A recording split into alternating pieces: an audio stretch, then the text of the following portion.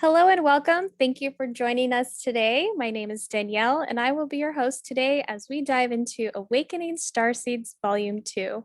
Today, we have a very special guest with us. His name is Dennis Fries. He's a co author on Awakening Starseeds Volume 2. Today, I have a few questions I'd like to ask so we can get to know him, hear about his spiritual awakening, and take a sneak peek into his chapter. Welcome, Dennis. Thank you for joining us. Thank you, Danielle. Yes, absolutely. We're happy to have you. So tell me, Dennis, give us a little bit about your background and where you come from. Hmm. Wow, that's a big question. Mhm. Well, as I said in the article, I was born in Michigan, in Flint, Michigan. Uh, well, I talk about it in the article. Mm, I had a kind of a spontaneous awakening when I was very young, which I actually tried to run away from for a long time because it was so incongruous to anything I'd ever experienced before. But in the end, it was there for a reason. Uh, kind of a mystery in a way, but it was there for a reason. And I've been kind of walking a circuitous path Mm, to to that. I wouldn't say that I'm an awakened being any more than anybody else, really. But I've that's been my pursuit, and I've followed certain traditions and other kind of just intuitive kind of guidance back mhm, home to get back home. right. And now you're a very creative man. Can you share with the readers a little bit about your background as far as what you've done over the years?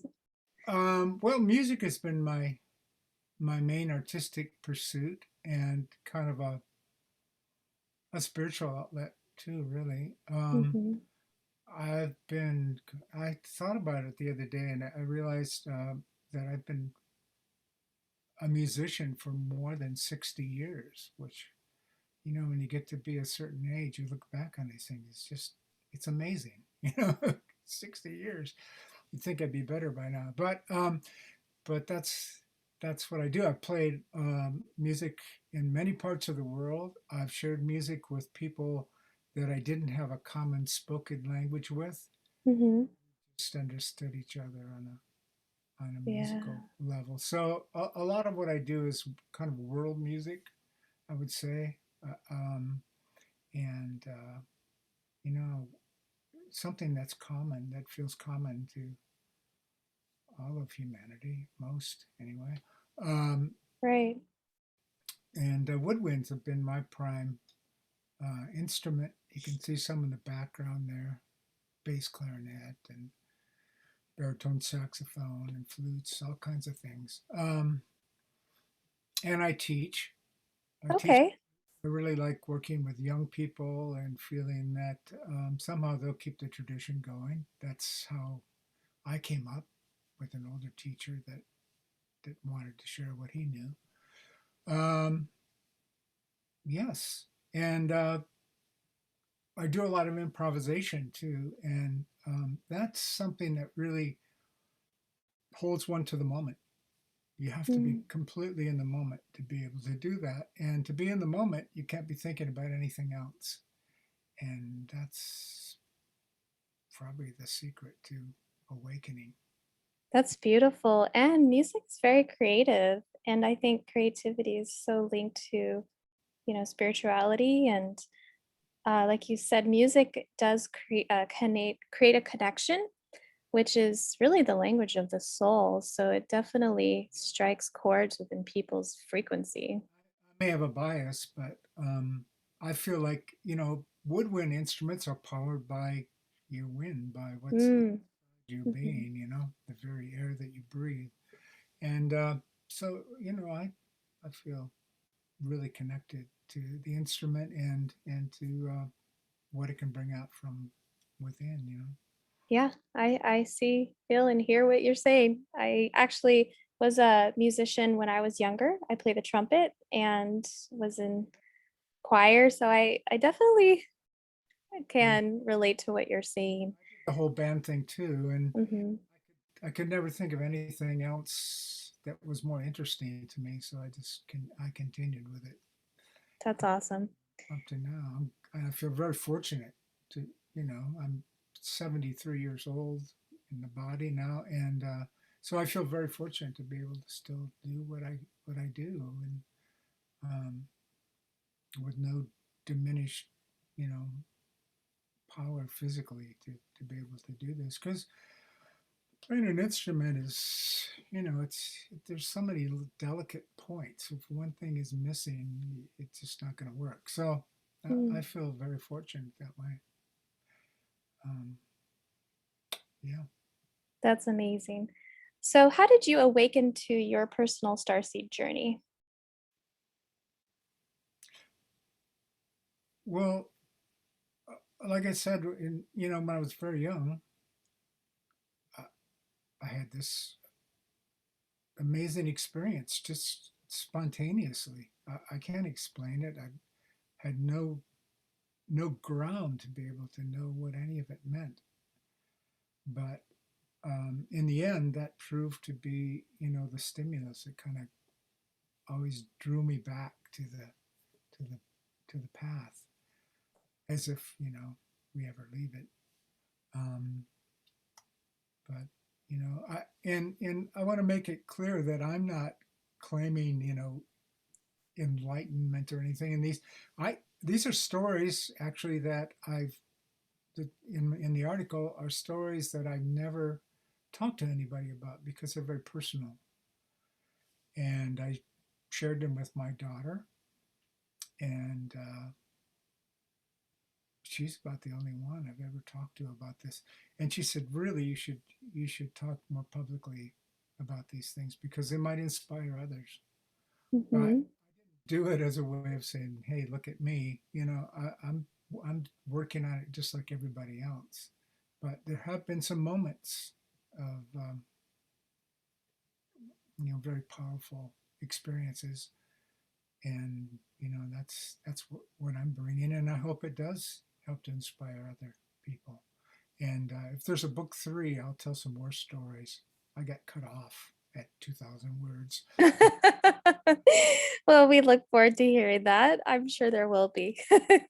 There's actually a lot of star seeds that have been awakening over some time, and it's people like you that help lead the path by saying, hey, it's okay to talk about this and be seen. And this was my personal journey, and then therefore people open up and share. So thank you for being brave to share your journey during your chapter.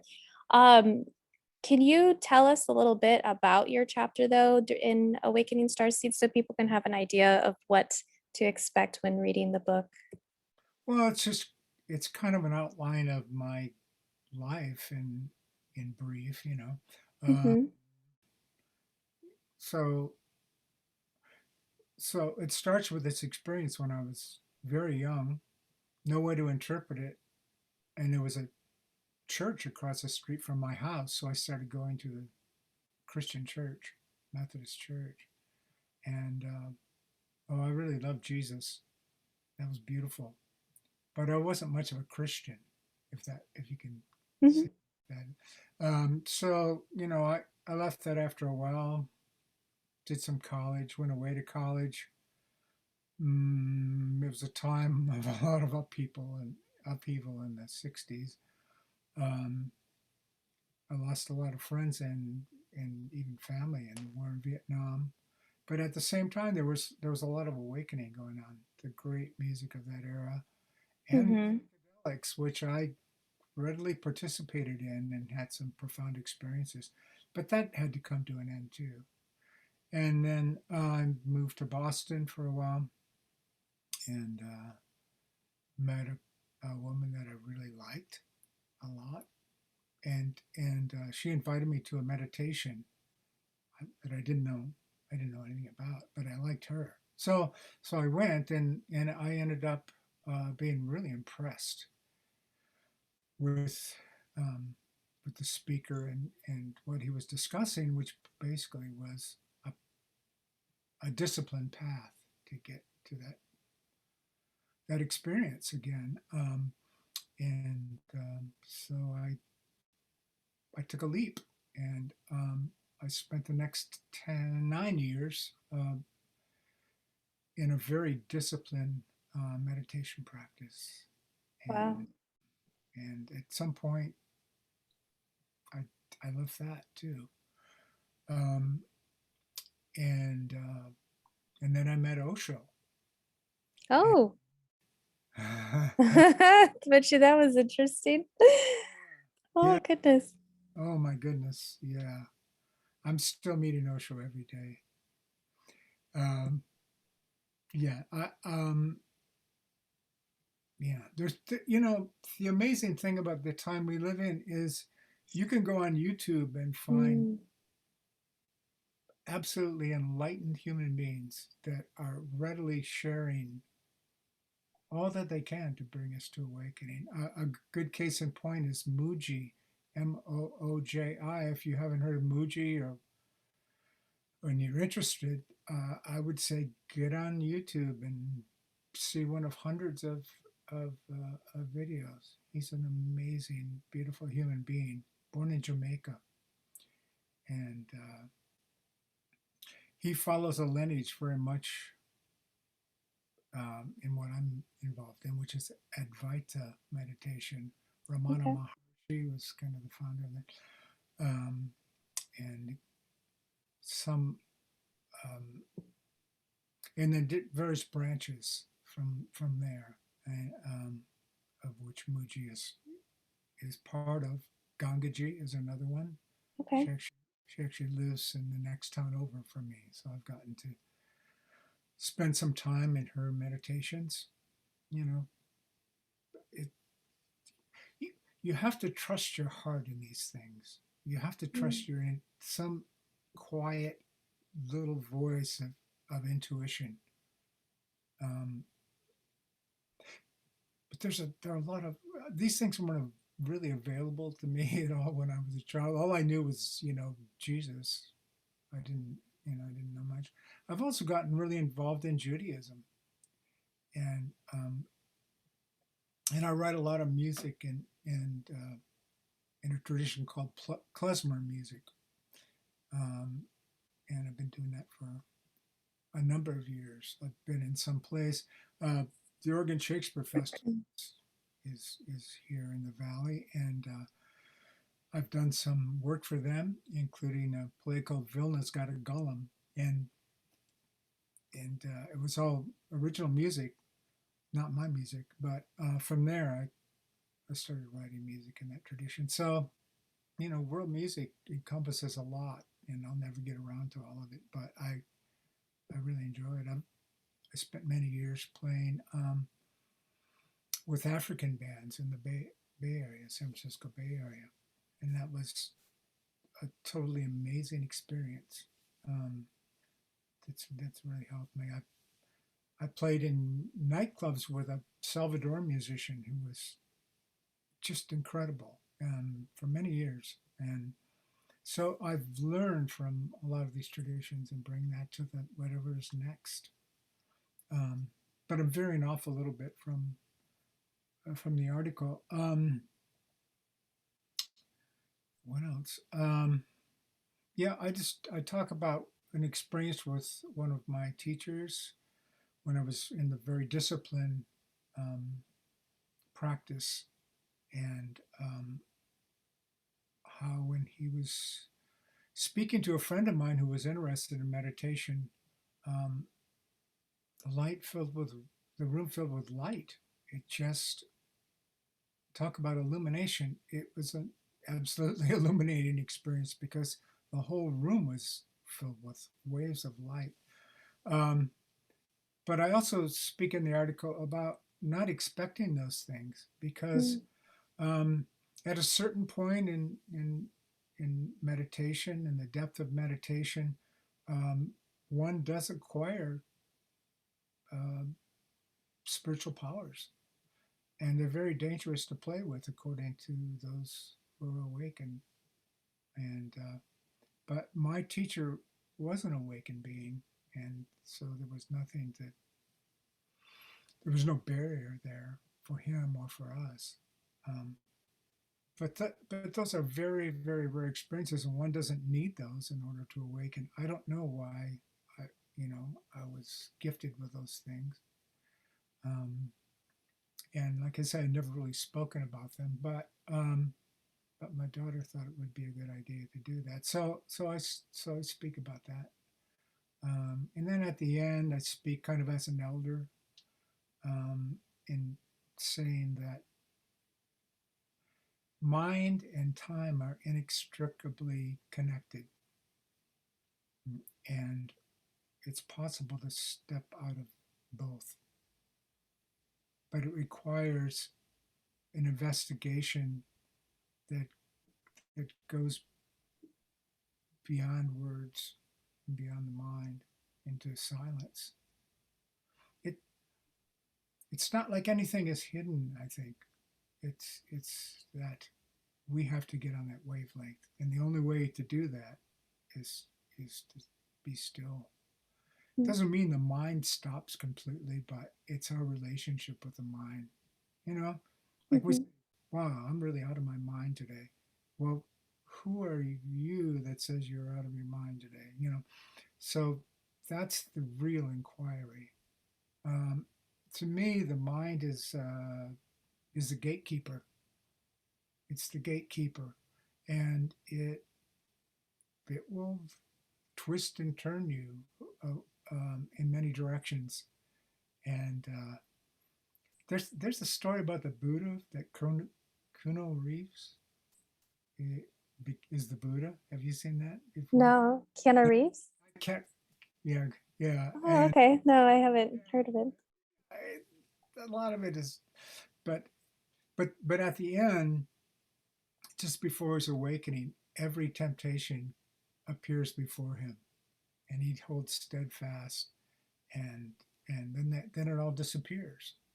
And I think in a way that's part of what happens. As soon as you say, "Okay, I'm going to sit still today," the mind will just take off for the races. And you know, one has to be patient with that. Mm. But mind and time are one, and to really begin to see that and how the world moves in that sense, um, is the beginning anyway of being able to transcend it. Wow, that's powerful. Uh, I know that you, excuse me, I know that you were asked to write a chapter, but when you were asked to write the chapter, what inspired what inspired you to write what you did write about? Because in life we all have these experiences, and sometimes, people will call them miracles, but I believe in magic, so I think these things happen daily if you're open and aware. What inspired you to write specifically about what you did write about in this chapter? Well, okay, I'll betray a little secret here. My daughter is Rada, who's Mhm. Rada Publishing, who I'm very proud of. I think what she's doing is really terrific. Um, so yeah, she was on my case to write that. And Oh, I'm sure you had some inspiration though, because you're quite the creative type. So I would imagine there was some something that inspires, to share that, because these are special. Not everybody gets an opportunity to share, a very important, um, illuminated part of their lives. So the platform to have that, we all you have a know. story. I I don't like I say a disclaimer. I don't, I'm not claiming any high level of realization or anything. I I read every day. I'm inspired by reading the great works, Mm, the teachings of others. And, I've been on this path a long time, but it may, who knows? It may take lifetimes. That's not really up to us, you know, but the effort is Right. is totally up to us, you know. Well, I Um, appreciate that you did share, and told from that perspective. Did When you wrote the chapter, did what kind of support did you receive from Rada Publishing? Did you feel um, supported during the experience? How was it for you as a co-author? well, sure. I actually wrote a chapter for the first book too, but it turned out to be more like stories for my daughter because you want to ask your parents about their lives and about the history and the family and things, and so I didn't know really what Starseeds Awakening was about, so that didn't happen. But Rod encouraged me to to write more about the spiritual experiences and that life, that pursuit. Hmm. Um, and so that's what got me here. Um, yeah, it's Star Seeds Awakening have been it's all been good. You know, I was a little slow getting this chapter done, but they're a little behind too, so that helped too. Um, um, but I enjoyed the first book um, a lot. So that was part of the inspiration reading the first book, and uh, Okay. and Rada and I write poetry, and we've Okay. we've written poetry back and forth somewhat too. So that's more my experience in writing lyrics and poetry and that kind of thing, not really autobiographical type stuff. So this was a challenge for me to do, um, and speak about things that in writing that I didn't imagine that I would share, because they were very personal. Mhm. But now that I've written it, I think it's fine, and I hope it helps other people in some small way. Oh It's, yeah, I think it will. Absolutely. I think a lot of people too sometimes feel they're alone, when you read a chapter and it might be similar or it might just be completely different, but it might just be what they need to hear. You know what I mean? and So, ultimately, I mean, this is a journey alone. We mhm, support each other, but not even a enlightened being can give you enlightenment. It has to be from within. It has to be mhm. a deep, deep, deep longing to awaken. That's really what it takes beyond all else. And that's kind of what, if there's a reason, that's kind of what happened when I was very young. You know, I just had this tremendous fear of death, and as I explained in the story, I went into that very deeply. As a kid, I just couldn't not look that way, not see that. And the deeper I went, the more dark it seemed. So uh, I I went to the doors of hell and the gates of heaven open.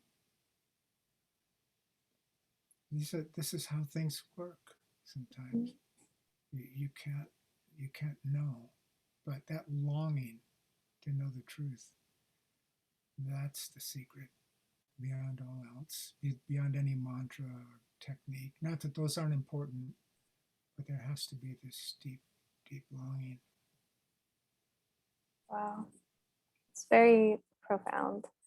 Um, w- in your lifetime, what are some of the lessons you've learned? A couple of them that you could share with us that have taught you and made you who you are as the man you are today. Hmm. Well, a lot. I mean, You can share as many as you need to. Doesn't have to be just one or two. I just immediately go back to my teachers, Hmm. you know, and what I've learned. I mean, I I think I entitled my article "Light Along the Path," and I was thinking of titling it "Lightning Along the Path" because in the end, it's not. Yes, there's a reverence for the teacher, but when the teaching comes and that lightning bolt flashes, you don't look at the teacher, you look at the path, you know. And so I've I've had many teachers that have, mm, even in silence, been able to convey something that was of the beyond, and those were those lightning moments, you know. And and those are the moments when you look at the path and are guided further down the road, because otherwise it it can seem really difficult, really dark, and you don't really feel like you know what you're doing a lot of the time in meditation. You just have to go with your intuition and the guidance of your teachers. And once in a while, something will happen that will let you know that you're going in the right direction. Some could be something very subtle, or it could be a lightning bolt. You know, um, so I'm forever grateful to the great teachers in my life. And like I say, if you're drawn to a teacher and you feel intuitively like this person has something to offer, then it's worth taking time to listen, just to Mhm. be still and listen. Um, Osho Osho talked, I mean, I probably have 40 or 50 of books that were made from his talks. He never wrote books. He talked books. I think there are 300 out there. And, he, in the physical body, I mean, maybe he lived to be 60, a lot younger than I. And so, there are all these amazing studies of different paths and so much wisdom there. But he said, I hate to paraphrase a master, but basically he said, I'm awakened. I I'm just passing the time of day. I love to tell stories, you know. Uh, but he said, the real expression is not in the words; it's between the words. It's the silence between the words. If you can hear that, then you're onto something. You know, we don't need so much more intellectual knowledge. Maybe we even have to undo that, in a way. Mm. And Mhm. how can you surrender when you're so brilliant and so knowledgeable? Right. That's just going in the wrong direction. It's not that we shouldn't be educated, but for this purpose, um, breaking it down to simplicity, to silence, Okay. is is the road, is the path, really, in the end. I love that. That's, I think, sometimes hard for people to do, and easy for some. I mean, depending, I think, what path where you're currently on in your own path of evolution, but it is so profound and something. I think sometimes of the most simple things are the things that people some, I don't know, I think some people can overlook, but it's also the most profound, like Absolutely. there's a Well, lot of beauty in that type of. in the Western world, there's so Mhm. many things to distract us. So many little Mm, trinkets that glow and all shiny things. Oh, there's the next one. right. And there's nothing wrong with experiencing life. Certainly, that's what the divine is here to do. It's seeing life through our eyes. In Hmm. every flutter of a leaf. I mean, um, it's interesting to me that all the major religions talk about the oneness of God. So if if we believe that, um, that that's the foundation of these religions, then why are we at war with each other? You know, Yeah. it's baffling. But I feel like in the end, we have to see that at the core, life is the divine. That spark of life is God within us. You know, we are it, but the mind kind of is in a chasing mode. And so that's the divine Leela. That's the play of life, you know. That's the play. And we're all, as Shakespeare said, we're all actors on the stage and we all play our parts, you know. Yeah. And that's what's happening. Or John Lennon, you know, life is what happens to you while you're making other plans. Mm. It's kind of like that. And you realize that at the moment when your life is about, when your body is about to separate, when your spirit is going to leave your body, then you can see, oh, I sure wasted a lot of time. I could have been doing a little more meditation and focusing on it. But yeah, we're easily distracted. And that's part of the play. That's part of the play. We're, in a way, you know, the trees, the animals, the clouds, it's all part of the play. And and we're here to dance in it, you know. We we should be taking life a lot lighter, as a lot Mm. more of a playful experience because this is the divine incarnate. Mm-hmm. You know? Yeah. And and there's a burden on human beings because we're kind of caught between, we're conscious in a way that other animals aren't. Mm-hmm. Probably, I don't know, maybe whales. I don't know all animals, but there's a certain kind of awareness that we have that other animals don't seem to have. And because of that, most animals, all animals, I guess, are content with who they are because they're not longing for this something beyond, you know. And so in the human form, it's difficult. I don't think anybody has an easy time of it, you know.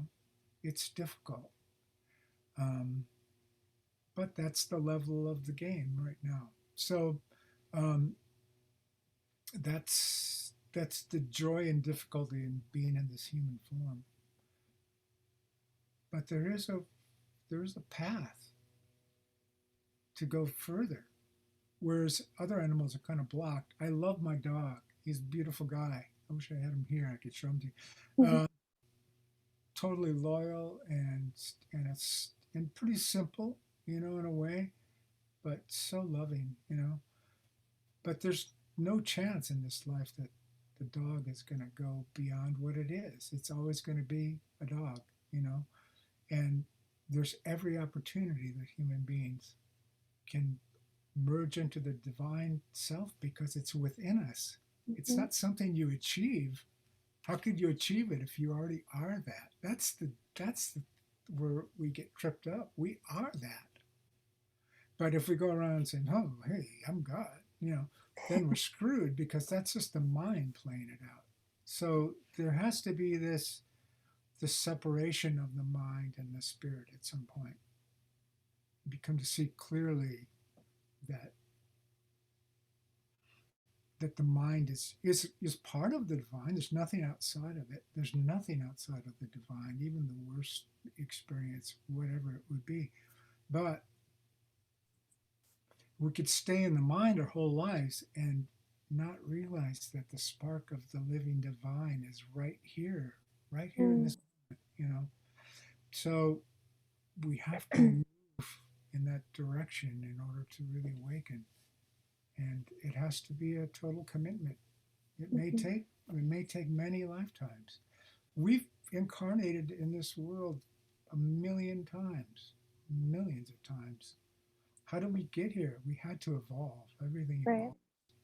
So this isn't our first time in the rodeo. We've been through this before, and so, but we should we have the possibility anyway of saying this is the time for me. This is my time, and then do the work that it takes. Or if you talk to Gangaji, she would say, just stop, absolutely stop everything, be still. You know, so there are different approaches to the same thing. Mhm. The, more than one way can get you there. Yes, many paths lead to, Yes, but yeah. go on all of them at once. And Right. this is the thing that we see in the Western world. There's 118 flavors of jelly beans. And it's Yeah. just everything. There's how many channels do you have in your television, or how many apps? And it's just so when you look at the spiritual life, you go, oh, there's this and that and that and that. And you know, it just yeah, I've I guess I've tasted a few flavors in my time, but ultimately, to really do the work, I think you have to penetrate to the core of being. And you can't just go down a foot here and then get the shovel and dig another hole here. You're not going to get to the water that way. You have to totally commit yourself to awakening, and you take a stand somewhere, Mm, and do the work. yeah, I agree. I think what's really great about the possibilities that you share with the world is through your music and how you're able to express that creative joy through fun, playfulness, different genres of music. Yeah, And it's a great connection to people can express to one another. You don't even have to speak the same language, but if you're in the same room and you're hearing the same music, it makes you feel the same way. I mean, that's such a beautiful path, I think, to take and towards that I've met so many amazing awakening. human beings, to musicians along the way. Mhm. Um, when I turned 70, I'd been in Europe when I was in my early 20s, and 50 years later, I came back and did what I always wanted to do, which was play street music on the streets in Europe. I That's did fun.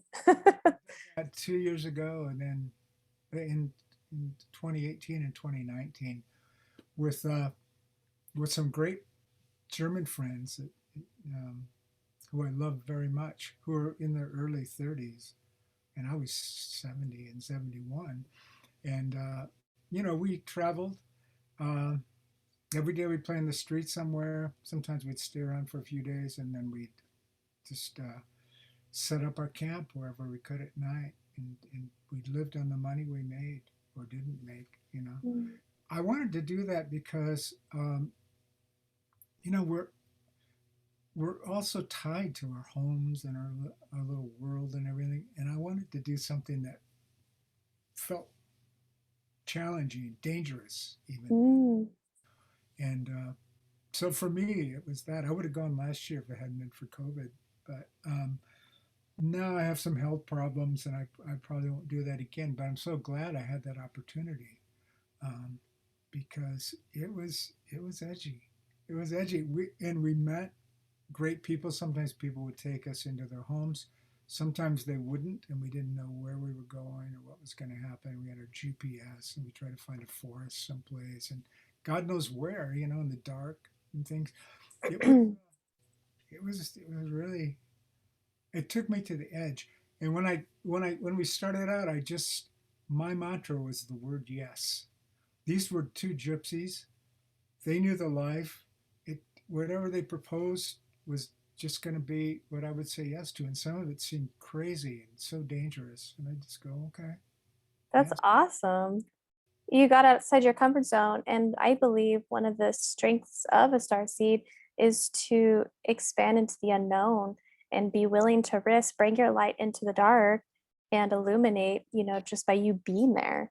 And then, of course, you bring joy to people's life in the process of you going and doing something of that nature.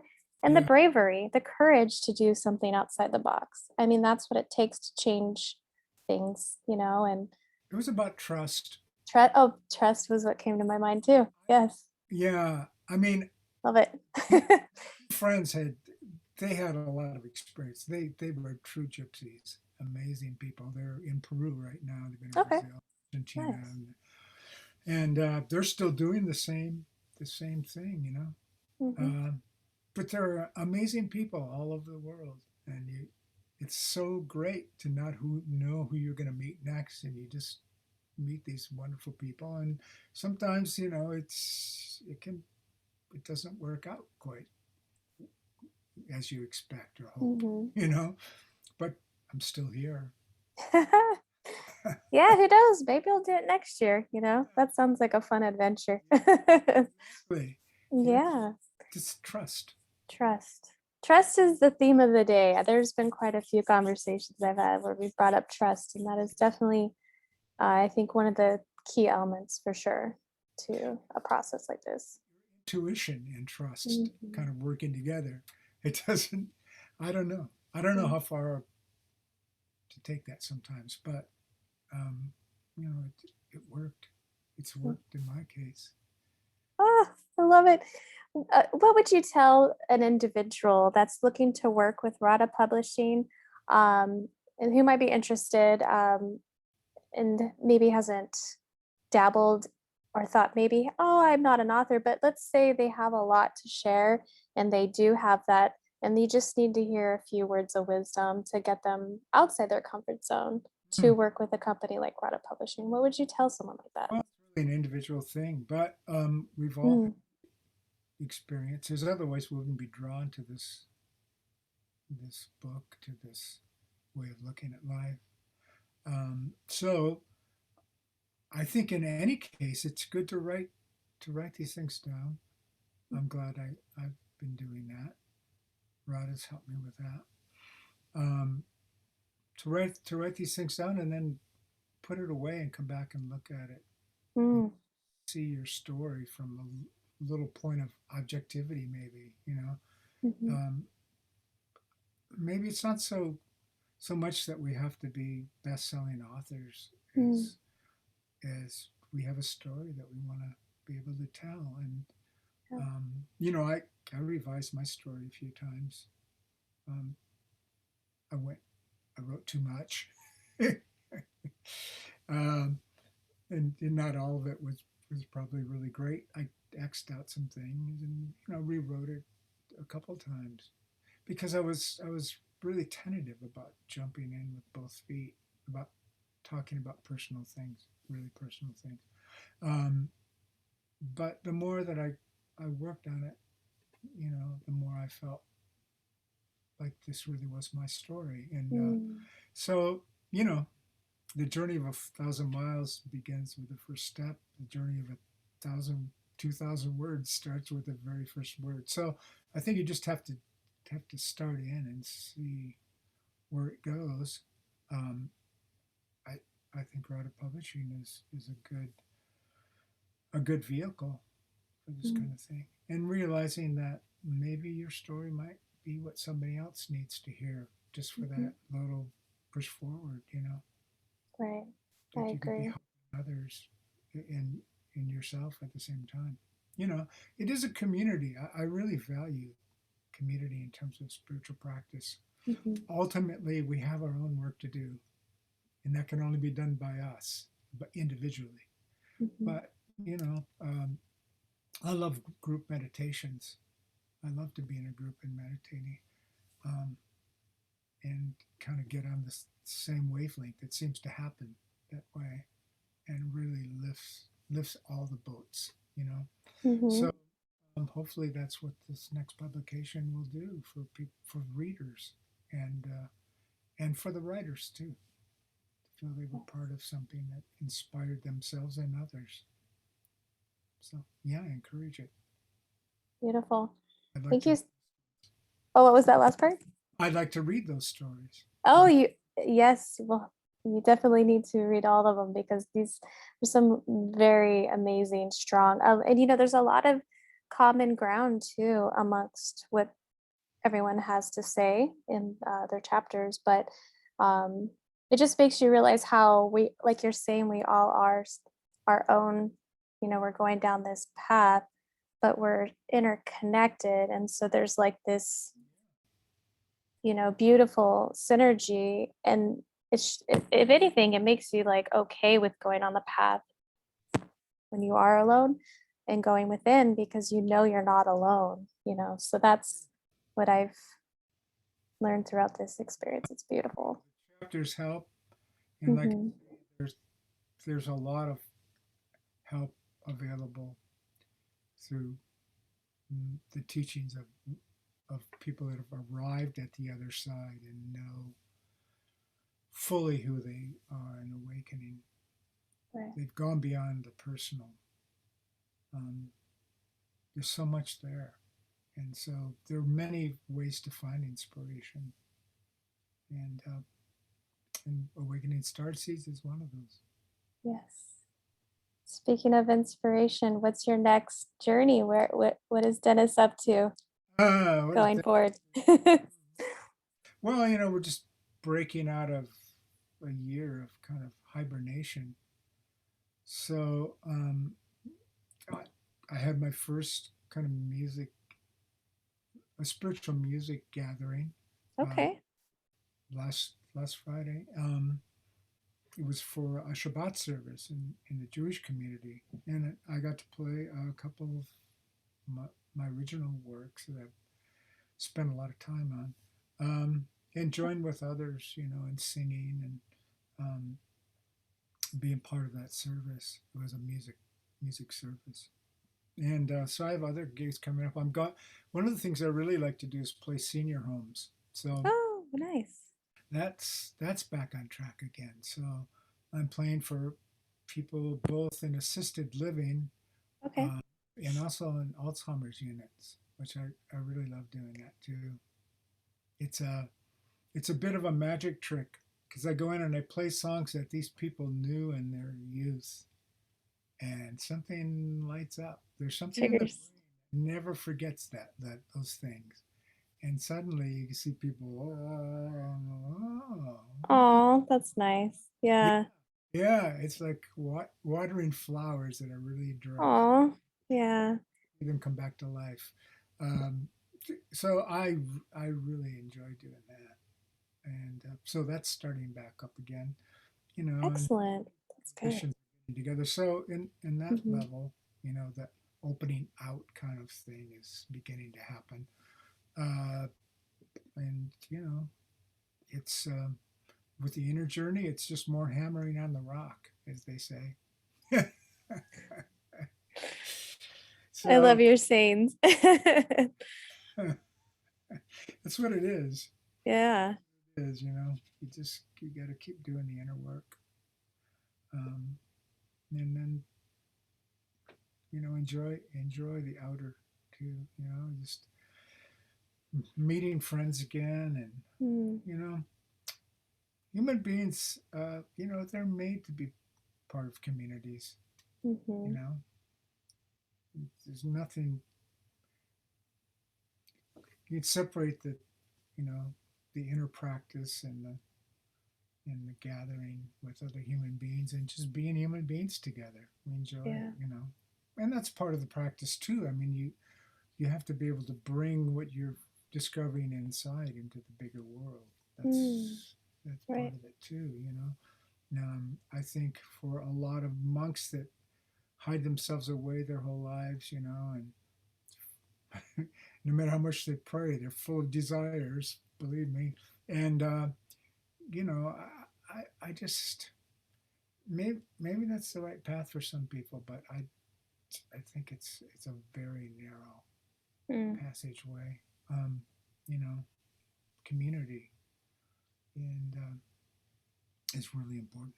So I'm looking forward to things opening up more and more, so mm, that we can get together in groups and do music and have conversations and barbecues Yeah. enjoy life, and then bring that joy into our meditation. You know, um, yeah, that is the circle of life. You know, the outer and the inner Mhm. feeds the outer too. So yeah, um, that's what I'm up to at the moment. I love it. I love it. Yeah, as things start opening up with, post COVID, type stuff, I think a lot more people are going to appreciate being able to connect with their communities face to face because we've done the whole, you know, internet and zooming, as much as you can, but you can't replace human interaction and, Yeah, being and in someone's presence. It's quite different. we've taken a lot for granted Hmm. that we can go to a ball game and all sit together, you know, in the stands or whatever kind of group participation things were involved in sports or whatever, you know. Um, but we've taken it all for granted, and then the virus comes up, and it's a scary time, and it still is for a lot of people. Um, and then we have to isolate ourselves and all that. You know, it's a very strange feeling, but it just goes to show how much we take for granted. There are a lot of things we just assume we're entitled to. And I was listening to a Muji talk the other day, and he said, "Don't feel as if you're entitled to anything." And that's a shocking statement to make in a way, but I, but the more I listened to him like, kind of expound on that, the more I understood in a way. You know, we take so much for granted. So many gifts in life are just taken for granted, and something goes wrong, and we curse God. You know, every day. You know, it's just it's divine grace. It's divine grace, and even some of the worst experiences that happen to us, we have to take whatever we're given and work with that in a way that we can use it for growth, Right. because you never know. You know, I have kind of a serious health problem that's come up, um, and it's reminding me that I don't have forever. You know, if I'm really going to make a, a move internally and meet the divine again face to face, I need to really turn this into uh, a lot more focus and stop chasing the trinkets around in life. You know, it's not like I have to become a monk now, but you know, it's just a reminder. It's a reminder. So And something that looked kind of bad on the X-rays, you just go, well, how can I use that for growth? You mm, know, um, and terrible things happen to people. It's that it can be really difficult, and we all get a turn on the wheel at some point. But you know, in the spiritual life, you it's imperative to look at whatever's happening, no matter how difficult it is, and say, how can I use this for growth? right. You know, it may seem preposterous initially, but somehow that can be integrated back in, you know, and make the longing for the divine even more powerful, because you see the limitations in life. Hmm. You know, you see that there are really aren't there's a lot of grace, and yet there aren't any guarantees that we won't pass through real difficulty, and you know, lose friends. You know, anything can happen.